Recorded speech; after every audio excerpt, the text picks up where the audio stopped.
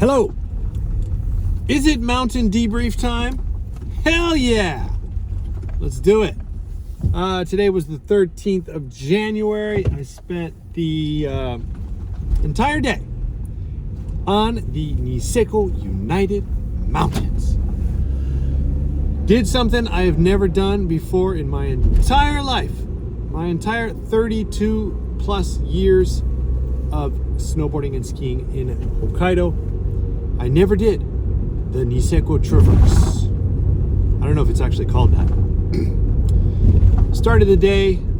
Jimmy was with me. We were shooting. I have an ongoing video project, and I needed to get some footage of NISEKO, and I decided to explain the beauty and the, I don't know, what do you call it? I decided to try and explain what the NISEKO United is. So let me do it right now. The NISEKO United is 4 resorts that are combined together with a special pass that you can buy at any of the 4 resorts. You go to get your lift ticket. You can choose to get a ticket that accesses only that resort where you are, or the All Mountain Pass. You can get the All Mountain Pass, which allows you to go to all the mountains. That's why it's called the All Mountain Pass. Throw a little Trump impersonation in there. It's the greatest pass. It's the best pass in the whole world.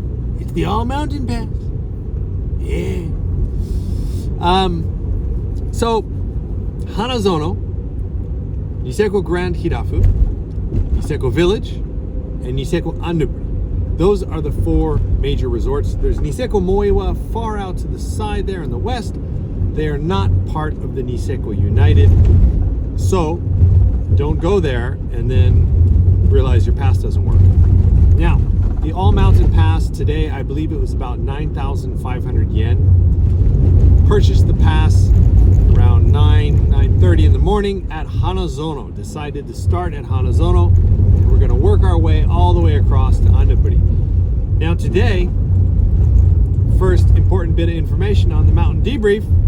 The top lift at NISEKO Annupuri, the furthest resort, the top lift was not running. Apparently it has not been running for a while. They didn't have enough snow, from what I heard. They didn't have enough snow, and the piston bullies couldn't get up there and groom probably the approach to the lift where you get on. I'm sure they need to do some work there, get the snow right, so that people can get on the lift easily. Now today, when we bought the ticket, they said, hey, it's an all-mountain ticket, but you're not going to be able to go to Annupuri. I was like, oh man, come on. But that was our plan. We weren't going to change it. Said, all right, whatever, we'll take the ticket. So we start at Hanazono. Now, Hanazono was not as crowded as I expected it to be, but I think that was because we got a little bit of a late start.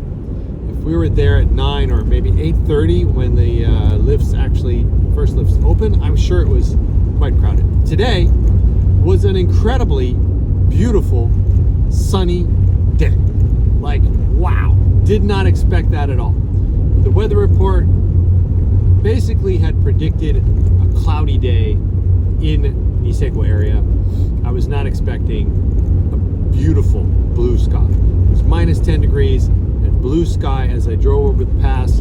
Yotezan, it's dark now, you can't see it, it's right out there, was gorgeous.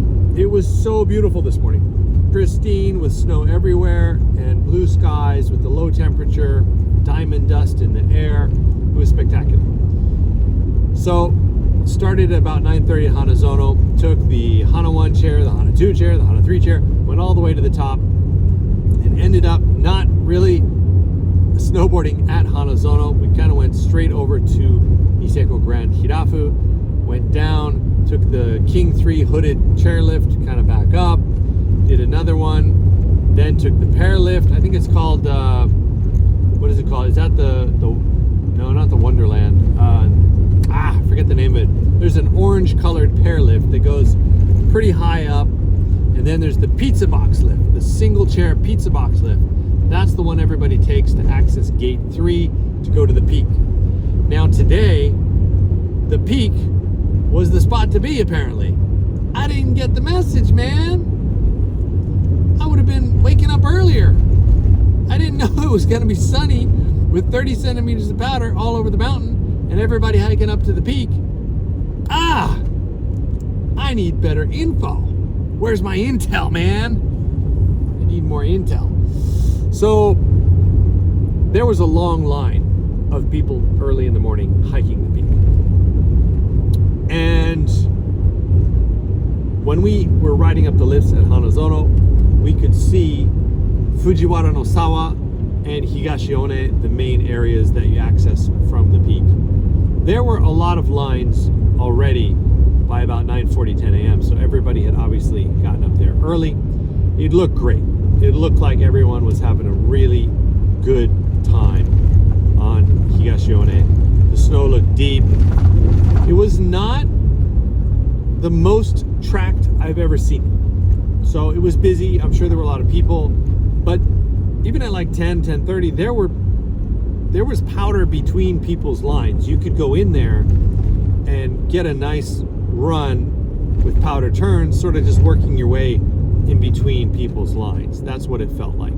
Later in the day, I don't know. So we were moving our way over. We took that orange lift up, and then we headed down to NISEKO Village. And to be honest with you, I have not been to NISEKO Village for a long, long time. I used to go there all the time. It's definitely one of my favorite resorts in Niseko. Quite steep. You've got that cool gully in the middle. You've got the cat track that winds through it. You've got a lot of courses that they don't groom. There's Mizuno no Sawa, which is I forget what number the gate is, but there's a gate to access the main bowl, kind of underneath the big gondola there. Great, side country powder runs. By the time we got there, everything had been pretty well tracked out. We did go into the trees and into the gully, looking around for some leftovers, and there was some, but in general, Jimmy described it best by saying it was a mogul run in tight trees, which does not sound very appealing at all. It was actually better than it sounds. It was like soft moguls, or like a very tight banked slalom built inside of really tight birch trees. That's kind of what we experienced on the way down there. But had fun, got to the base, and we grabbed there's a little van that was selling like meat pies, some bread, and a pretty shitty cappuccino for 700 yen. So it made me kind of proud of our cafe. Our cappuccinos are also 700 yen, but they're way better. I will say that. Our cappuccinos are the best cappuccinos. The best cappuccino in the whole world. Way better than the cappuccino I had at the Hilton there.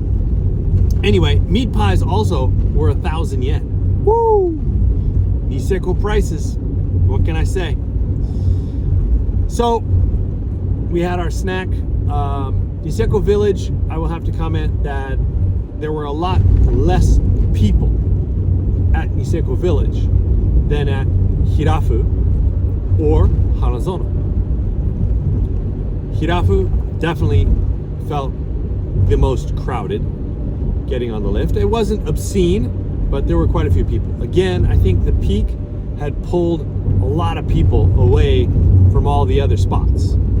So that's something to keep in mind. If the snow is good, it's a nice day, the peak gate opens, you can expect a lot of people to go there. So you may, if you're not in a competitive mood, you may just want to go somewhere else and ride more, lap some course on the lifts, and it's not going to be so crowded.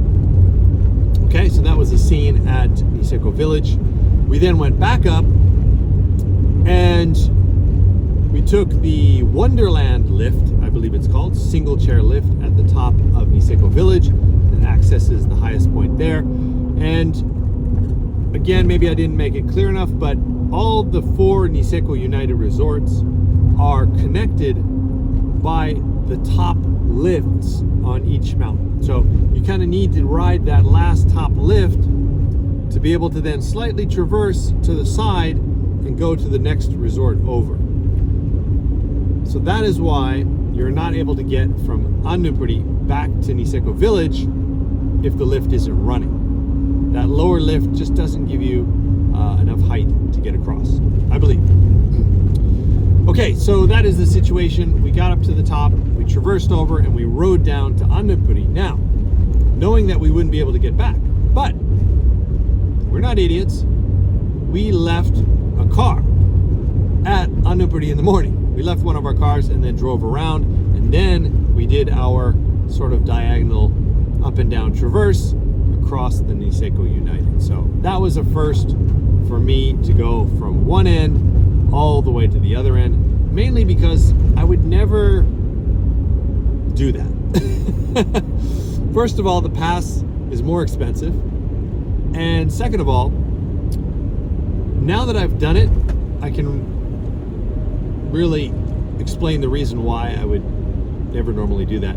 It is kind of a traverse. You're basically just sort of riding all these different courses up and down, going, you know, across and across and across and across. And it feels like you're on a bit of a tour. You're getting a lot of great views. And we actually followed the sun around. We started on the east-facing Hanazono, and we made our way around to the westerly-facing Annupuri. And we were literally following the sun throughout the day as it moved across the sky, going from east to west. So that was kind of fun. And because the weather was so good, it was cool to see, you know, you look at Kuchan in the morning, you're moving your way around, you see Niseko village area below Hirafu, and then in the end you're looking at Kombudake Mountain in the distance, farmland below. It's a completely different view from what we started with in the morning. So I do think it is interesting and fun, and it's something great to do if it's your first time or you have not been to Niseko very often. You might want to get the all mountain pass and then kind of go across. Obviously, maybe leaving a car is not an option. If you work fast enough and you start early enough, you can go all the way and then go all the way back. If you don't make it, they have shuttle buses that will take you back to wherever you want to go among those 4 resorts.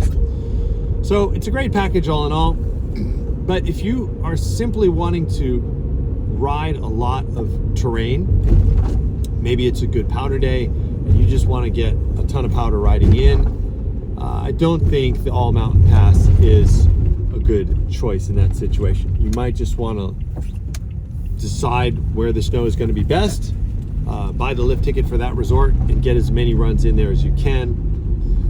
I think that is probably a better choice. Now, if it's a weird day where the winds are wild and you don't know where the snow is going to be, and you're like, maybe the wind is going to change direction, in that case, hey, all mountain pass, pretty cool. You can suddenly decide, man, this wind is way too strong. Let's go over to Hanazono and we'll be protected over there and it'll be better. So in that way, it is a very useful pass. Annupuri, final comments. It was quite crowded at Annupuri. Annupuri has, a couple years ago, I can't remember how long ago, they put in a very short kind of beginner lift at the base of the mountain. And I think that lift really attracts a lot of new skiers and snowboarders. A lot of beginners. There were a lot of beginners.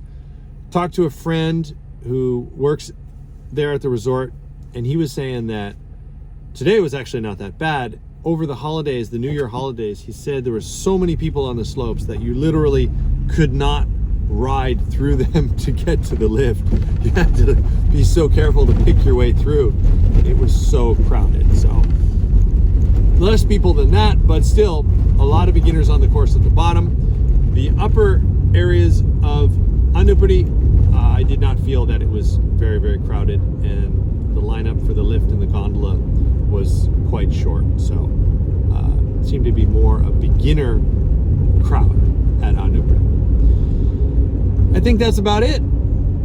All in all, a very good day. It is fun to see NISEKO in all its glory, especially on a sunny day, and just seeing all those lines, people hiking the peak and coming down in different spots and getting those views. It was very satisfying, and I do enjoy that. Next time though, hopefully we'll get up a little earlier, we'll get out there, and we'll try to get up and get some lines off the peak. That would be a nice experience as well. Okay, that is my mountain debrief for today. And yeah, as always, let me know if you have any questions, and I'll see you in the next one. Thanks for watching.